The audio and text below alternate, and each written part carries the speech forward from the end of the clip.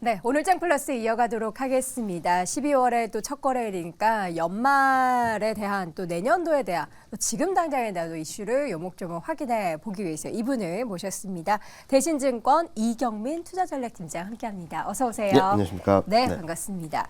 먼저 어제 네. 있었던 이슈 사실 뭐 많은 이들이 별로 관심이 없어서 그래도 짚어봐야겠죠. 기준금리 우리나라는 또 동결을 동결했죠. 했습니다. 이게 또 어떤 뭐 의미가 좀 있나요? 그냥 의미를 말씀드리기 전에 네. 저희 채권 담당하는 애널리스트 분께서 코멘트를 안 쓰셨습니다. 그 정도인가요? 네, 아예 이제는 코멘트할 필요도 없다. 일단은 어느 정도 예상됐던 상황이고 네. 그동안 똑같은 패턴이거든요. 솔직히 말씀드리면은 긴축 기조를 이어가겠다라고 말했는데 안 한다는 거 다 알고 있죠. 그렇기 때문에 금리 인상을 하기 어렵기 때문에 긴축에 대한 스탠스를 계속적으로 말해주면서 인플레이션, 기대 인플레이션을 좀 제어하겠다는 스탠스지 진짜로 금리 올리겠다라는 의지는 아닌 거라고 다 알고 있거든요. 네. 그래서 저는 이번 금리 동결로 인해서 뭐 저희는 계속적으로 금리 인상 끝났다라는 말씀을 계속적으로 드리고 있는데 이제 남은 거는 금리 인하를 어떻게 할 것인가라는 부분인데 아마도 24년에 미국이 어떤 스탠스를 보여주는지에 따라서 한국의 금리 인하 시점이 좀 결정될 것 같다라는 말씀을 드리고 있습니다. 우리가 먼저 금리 인상을 했잖아요. 네. 그러면 미국보다 먼저 금리 인하를 할 가능성도 좀 그 있겠죠. 가능성도 있는데 문제는 뭐냐면은 미국도 긴축 기조를 이어가겠다라고 말하는 사이에서 한국이 먼저 금리 인하를 하게 된다면 환율 시장의 좀 변동성이 커질 수 있거든요. 그래서 미국의 스탠스 전환, 그러니까 조만간 금리 인하 가능성이 높아졌습니다. 뭐 이런 식으로 언급을 하지 않는 한 한국이 먼저 연준의 스탠스와 정반대의 흐름들을 가지기는 어렵다는 거죠. 그러니까 여전히 연준 입장에서도 최근 금리 인하에 대한 얘기들이 솔솔 나오곤 있지만 당장 연준 위원들이 모두 나와서 금리 인하를 합시다라고 말하는 상황은 아니거든요. 전반적인 스탠스가 금리 인하 쪽으로 기울어지는 과정에서 한국은행이 조금 더 앞서서 금리 인하를 단행한 가능성은 열려 있다라고 생각하고 있습니다. 이 내년도 미국의 금리 인하 그 시기에 대해서 네. 2분기 얘기가 가장 좀 힘을 싣고 있는데 네. 요즘에는 보니까 시장은 그렇게 기대하는데 네. 연말 얘기도 막 많이 나오더라고요. 연말에 대한 가능성을 우리 팀장님도 올해 좀 연말이요? 내년 연말이요? 연말. 올해 연말하면 그렇죠. 저희는 뭐 지금 시장의 기대는 좀 앞서간 것 같고 내년 연말이라는 것도 조금은 너무 뒤다. 너무 뒤처진 것 같고 저희는 기본적인 스탠스, 저희 기본적인 전망은 6월 FMC에서 확실한 금리 인하 시그널을 주고 9월, 12월 달에 금리 인하를 한다라는 얘기를 드리고 있는데요. 뭐 상황이 굉장히 가변적이죠. 뭐 어떻게 된다라고 확정짓기는 어렵겠다라고 말씀드리고 있는데 왜냐면은 쉽게 생각을 해보시면은 작년 연말에 23년 GDP 성장률을 봤을 때 미국이요 0.3이었습니다. 전망치가 지금 2.3이죠. 그러니까 상황이 굉장히 많이 변하고 그쵸. 있어요. 변하고 있고 그리고 작년 연말에 올해 통화 정책을 예상을 해봤을 때는 상반기 중에 23년 상반기 중에 경기 침체가 아니까 금리 인상 마무리하고 하반기에 금리 인하할 거야라는 생각이 있었는데 다 깨진 거죠. 그쵸. 그래서 여러 가지를 봐야 되는데 첫 번째로는 물가인 것 같습니다.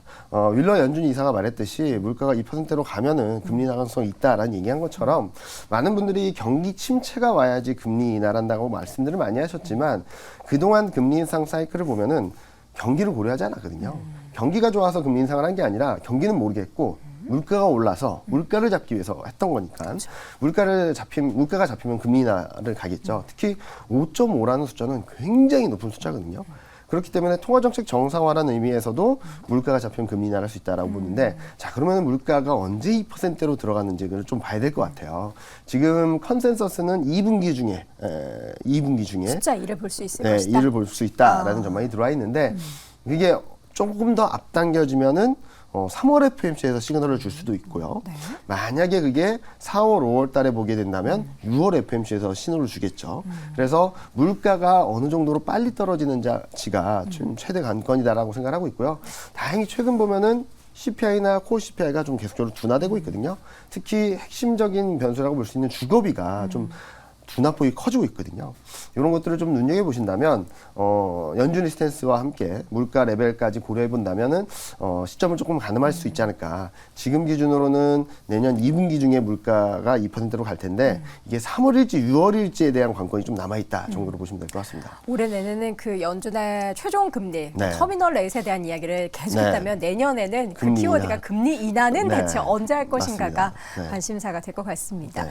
최근 우리 시장의 흐름을 보면 굉장히 종목 장세고 네. 그 중에서 이제 뭐 정책에 힘입어서 맞습니다. 로봇 관련 종목, 뭐 AI 관련주 이렇게 올라가고 있는 걸 보면서 어떤 생각을 좀 하셨는지요? 일단은 메가 트렌드라는 부분들에 있어서는 거스를 수 없는 대세다라는 말씀을 드리고 있고, 또 하나는 트리거 포인트가 되었던 거는 그동안 시장을 압박해왔고, 그리고 성장주라든지 그런 부분들에 대해 부담이 되었던 채권 금리가 꺾이면서 좀 굉장히 빠른 변화가 나타나고 네. 있다라는 말씀을 드리고 있는데요. 이와 더불어서 아직까지 내러티브 장세인 것 같다라는 생각을 하고 있습니다. 무슨 말씀을 드리냐면 경기가 어떻게 될지, 통화 정책이 어떻게 될지 아직까지 조금 불확실성이 크거든요. 그럼에 따라서 어떤 숫자에 대한 믿음보다는 스토리에 대한 믿음이 조금 강한 상황이다라고 생각하고 있죠. 그래서 아직까지 한번 23년 상반기까지는 2차 전지가 불을 뿜었다면 최근 흐름들은 그 다음 스텝이라고 할 수 있는 AI, 로봇주 이런 종목들이 좀 움직이고 있다라고 생각하고 있는데, 어디까지 올라갈까라는 것들을 좀 가늠하기는 어렵겠지만, 이제 보통 내러티브 장세가 온다면은 넘버스 장세가 오거든요.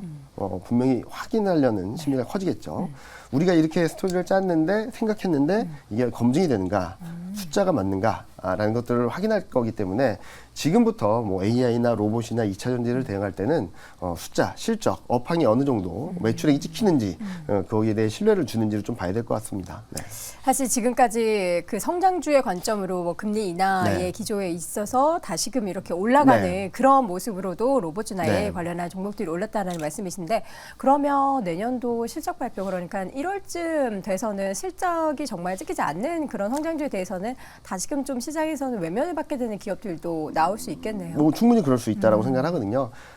쉽게 말씀드리면은 메타버스 이 테마주가 엄청났었죠. 이제는 얘기도 안 해요. 잊어버렸죠. 네. 왜냐하면 숫자가 뒷받침되지 않다 보니까 그쵸. 2차전지 테마가 됐거든요. 근데 2차전지는 왜 이렇게 계속적으로 움직이고 있는가. 실적에 대한 실망감들은 계속적으로 들어왔어요. 2분기, 3분기 실적 시즌을 통해서. 그리고 실적 턴어라운드에 대한 시점도 계속적으로 지연되고 있고. 하지만 어떻게 됐든 간에 숫자가 찍힌다라는 거죠.